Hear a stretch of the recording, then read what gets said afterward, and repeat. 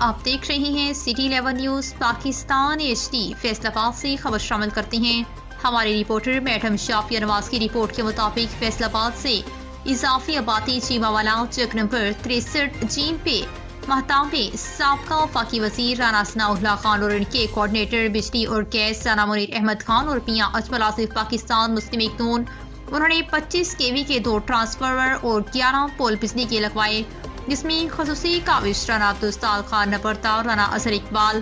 ملک احباب عفان اور محمد افضل ٹھیکیدار اور رانا طارق، رانا حماد اور حلقے کی عوام نے رانا ثناء اللہ خان صاحب کا اور رانا منیر احمد خان اور میاں اجمل آصف کا دل کی اتھا گہرائیوں سے شکریہ ادا کیا